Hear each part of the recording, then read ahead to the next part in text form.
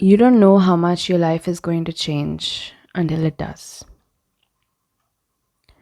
You don't know how much your heart can break until it does. And you don't know how much courage and strength and willpower it takes to fix the broken pieces of your life, of your mind, of your heart, of your soul. Because sometimes life really knocks out the wind from you in ways that you can't even imagine. Unless and until someone has really gone through this in their own way, it doesn't have to be what the world considers big enough. It just has to be big enough in your own life. And unless and until you have gone through that, you don't know what suffering is. I think that's why you hear a lot of comforting statements. And I say comforting with inverted commas. That's why you hear lines like, oh, it's fine. What's the big deal? Oh, you'll get over it. It happens to everyone. It's fine. I think these people mean well. They just don't know. They're blissfully unaware that something that has broken, shattered so extremely that it cannot be fixed. It will never be fixed. There is no getting over it. There is no leaving it in the past and just moving on. There is just picking it up, carrying it in your arms, and taking one step ahead. There's nothing you leave behind. I know that's a very, very depressing introduction. I'm not really even introducing anything. I'm not even saying anything in a particular sequence. I'm just sitting in my room with a little candle on and the clock ticking beside me. Yes, I did say clocks. I have two. One for the alarm, one in general. And it's 10 to 1 exactly. And I just felt this need to start recording. I think this need comes from the fact that if I am feeling this right now, there must be countless other people who are feeling it as well. And I don't think I can reach out to those people, but if this even comes across one person, honestly, wait, hold on, scratch that. Even if it doesn't come across anyone, it's my comfort. I'm doing this for me. I'm doing this very selfishly, because I need it. I need to speak it. I need to say it.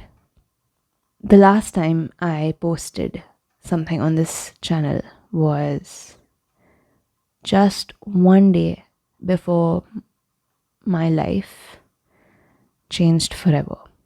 And since then, I have very, very severely thought of absolutely abandoning this channel.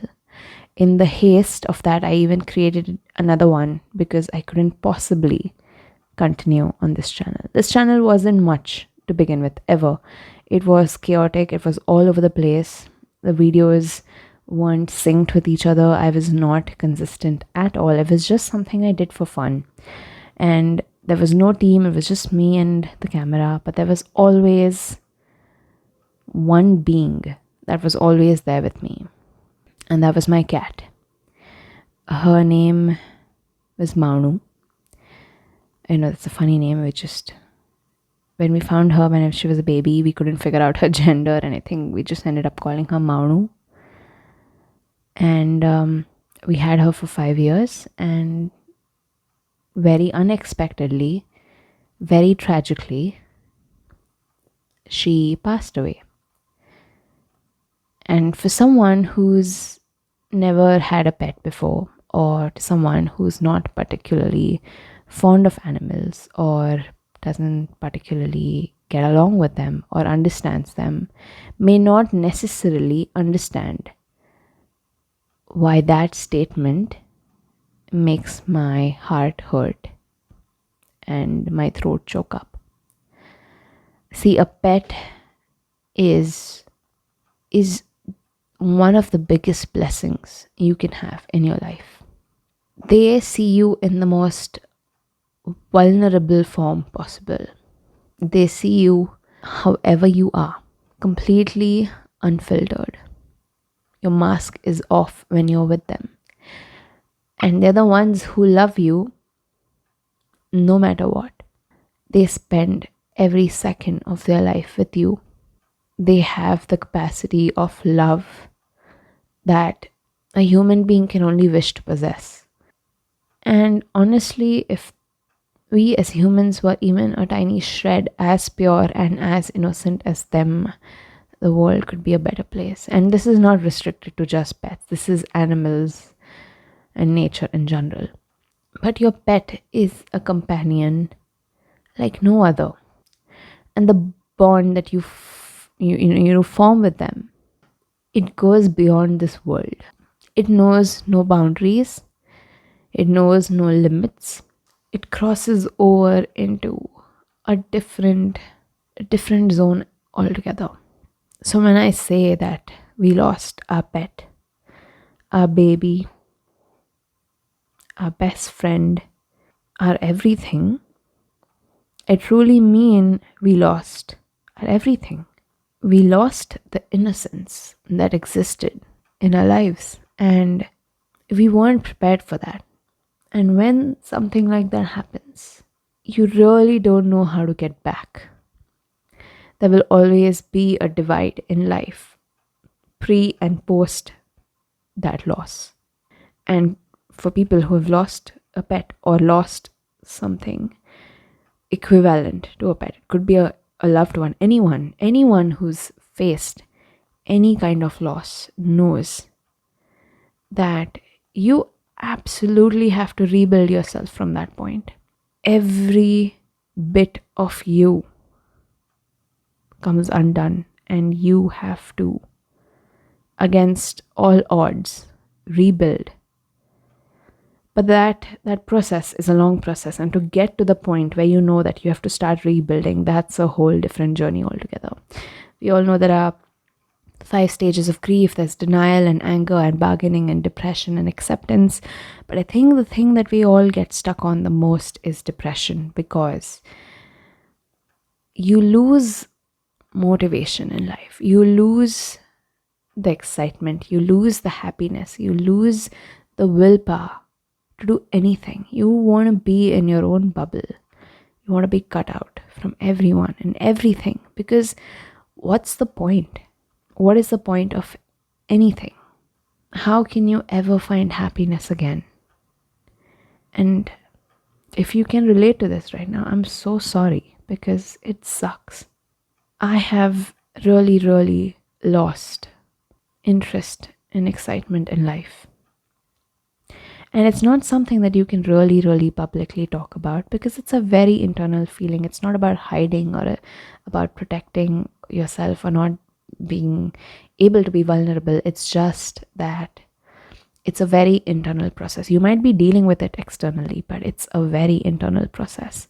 And I know my family is going through that. I'm going through that. And you have to go for these events, and you have to meet these people, and you have to do these few things for work, and you can't just stop life at that point. You have to go ahead. It's like the show must go on. But no one knows except for you that when it's night and when you're all alone, those thoughts come pouring back. The dam that you tried so hard to build during the day develops a leak, and then it breaks. I don't know where I'm going with this, honestly. I know this topic is really heavy, and honestly, at this point, I don't even know if I'm going to post it, because, like I said, this is for me. It's my internal struggle. And yeah, compared to what everyone around the world is going through, this sounds like probably sounds like a really silly problem. But like I said, it doesn't have to be a problem that the society accepts as big enough. It is big enough in my world to shatter my life. As we grow older, we start losing our innocence. And I've really given it a lot of thought about why that happens and why are kids so happy and excited. And I think it's because they don't know fear yet. It's not loss, it's fear. They don't understand consequences. So they're happy to just jump off things and put things in their mouth and run around with sharp objects in their hands because they don't understand the consequences of those actions. So they live fearlessly. And I think as adults, that is one key element that is absolutely missing from our lives. We are so afraid of everything. We're afraid of getting hurt, afraid of losing people.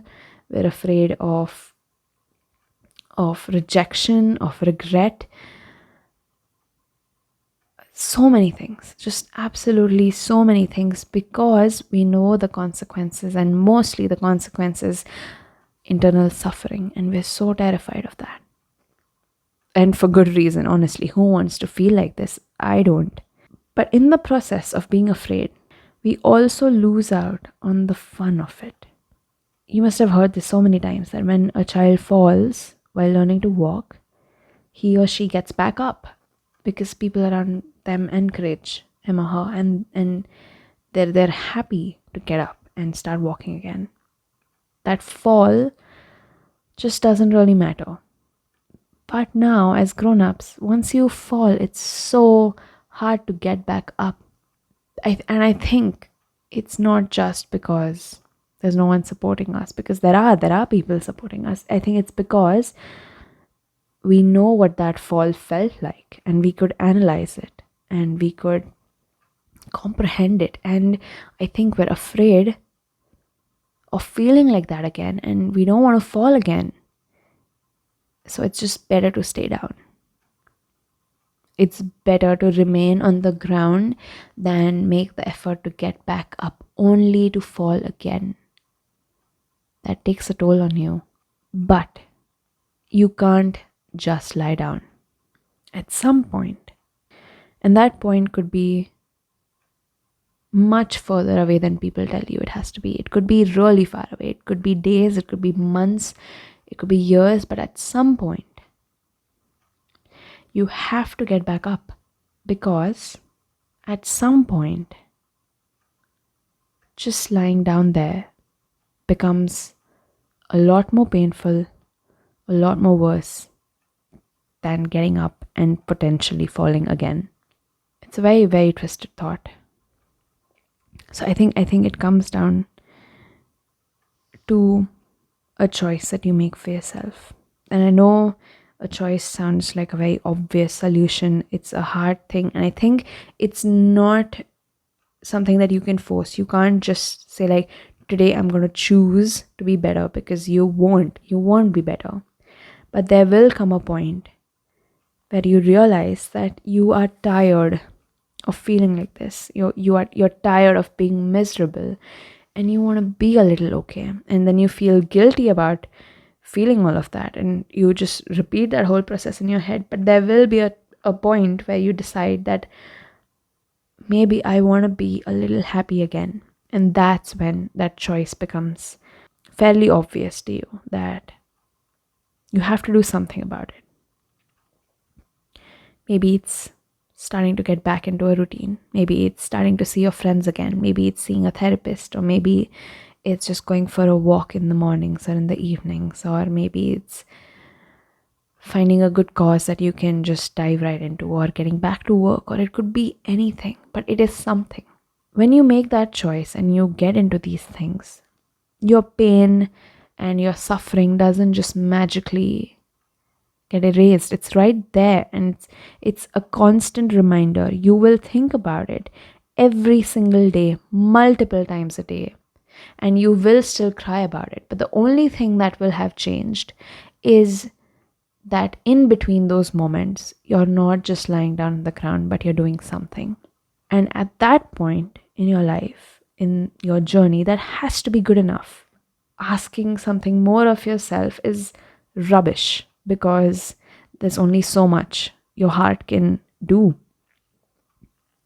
And knowing that even if you're just giving your 1% at that moment is good enough is absolutely fine, because baby steps is all that you can do. At some point, you will start feeling a little bit better, more than what you felt. You'll learn to get back to things that you used to love.